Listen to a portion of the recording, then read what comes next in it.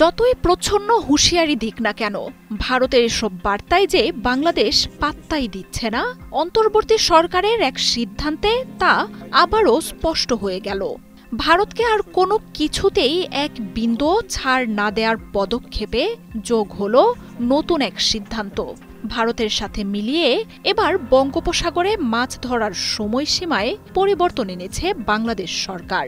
এতদিন বাংলাদেশের নিষেধাজ্ঞার সময়টাতে ভারতীয় জেলেরা দেশের জলসীমা থেকে মাছ ধরে নিয়ে যেত বলে অভিযোগ ছিল। এবার ভারতীয়দের সেই সুবিধাও বন্ধ হচ্ছে।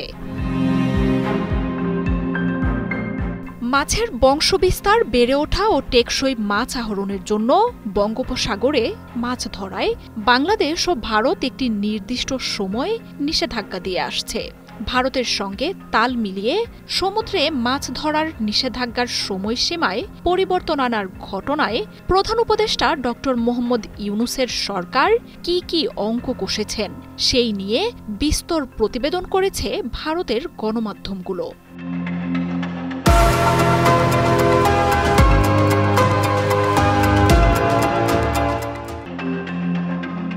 এতদিন পর্যন্ত প্রতি বছর বাংলাদেশের জলসীমায় মাছ ধরার উপর নিষেধাজ্ঞা থাকত ২০ মে থেকে ২৩ জুলাই পর্যন্ত, অর্থাৎ মোট ৬৫ দিন।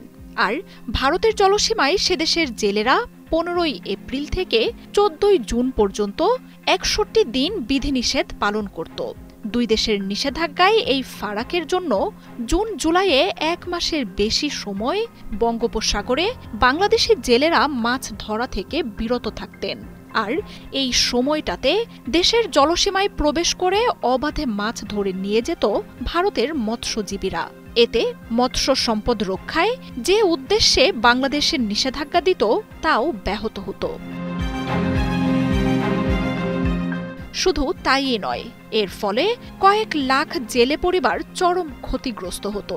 নতুন বিজ্ঞপ্তি অনুযায়ী এখন থেকে প্রতি বছর ভারতের মতো একই সময়ে, অর্থাৎ ১৫ এপ্রিল থেকে ১১ জুন পর্যন্ত মোট ৫৮ দিন বাংলাদেশের জলসীমায় মাছ ধরার উপর নিষেধাজ্ঞা বলবৎ থাকবে।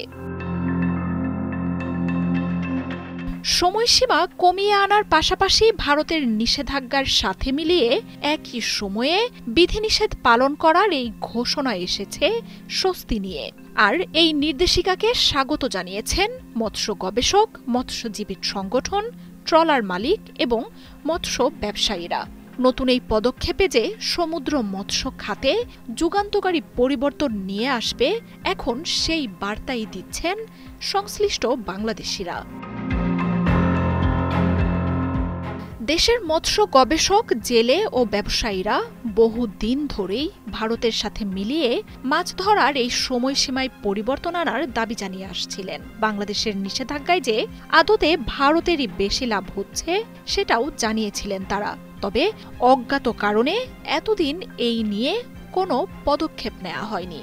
ভারতীয় জেলেদের দেদারসে মাছ ধরায় বাংলাদেশের জলসীমায় মাছের মজুদ পড়েছিল হুমকিতে, যার ফলে নিষেধাজ্ঞা শেষ হলেও কাঙ্ক্ষিত মাছের দেখা পেতেন না মৎস্যজীবীরা। মার্জিয়া উপমা, ৭১।